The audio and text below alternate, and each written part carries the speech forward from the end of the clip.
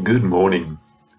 It says in Genesis chapter 1 from verse 28, Then God blessed them and said, Be fruitful and multiply, fill the earth and govern it, reign over the fish of the sea, the birds of the sky, and all the animals that scurry along the ground. Then God said, Look, I have given you seed-bearing plants throughout the earth, and all the fruit trees for your food.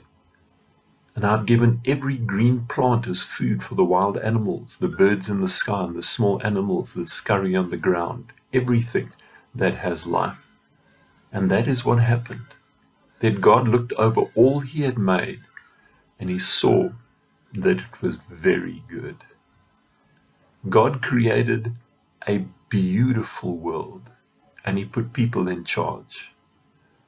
But unfortunately, these people then rebelled against him. They fell into sin. And we've been messing up this beautiful planet ever since. It's got to the place where, just like it says in 2 Timothy chapter 3 from the first verse, you should know this, Paul says, Timothy, that in the last days there will be very difficult times, for people will love only themselves and their money. They will be boastful and proud. They'll be unloving and unforgiving. They will slander others and have no self-control. They will be cruel and hate what is good. They will betray their friends, be reckless, be puffed up with pride, and love pleasure rather than God. They'll act religious, but they'll reject the power that could make them godly. Can we make any difference in this sick and broken world? Can you and I, sitting perhaps stuck at home, change anything? Well, let me tell you a story of a 10-year-old boy who was selling pencils door to door in his neighborhood. When an interested adult at one house asked him why he was selling pencils, his reply was, I want to raise $6 million to build a new hospital for our city. The adult was amazed and responded, That's a very big job for a little boy, isn't it? No, responded the 10-year-old with big dreams.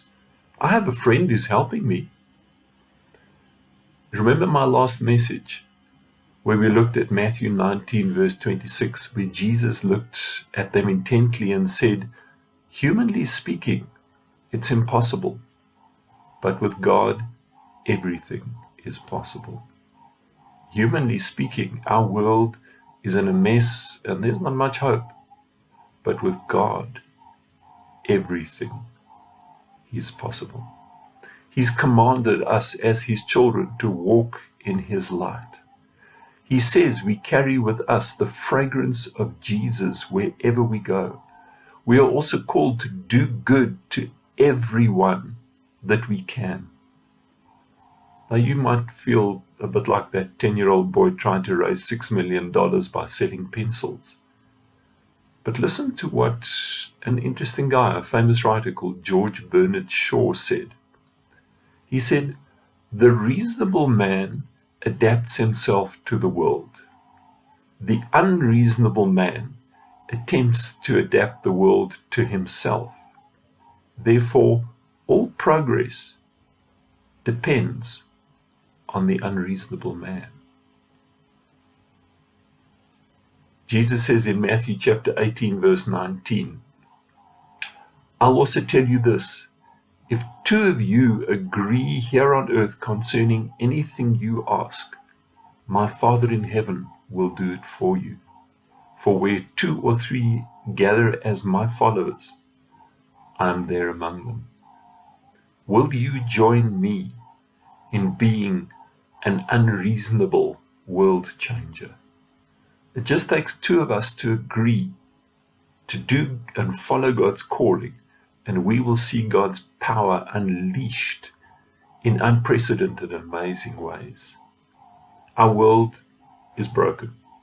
Look around you. It's quite obvious.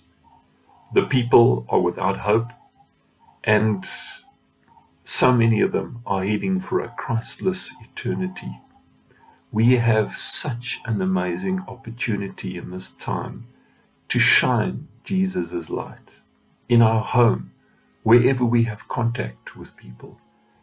We can let His fragrance inspire people and draw them to Jesus. We can do whatever good we can, and thank you so much for all of you who've contributed. We've been helping so many needy folk in our congregation and beyond. You know what? Amen. Are you with me? Consider that before the Lord today. Have a blessed day. Cheers.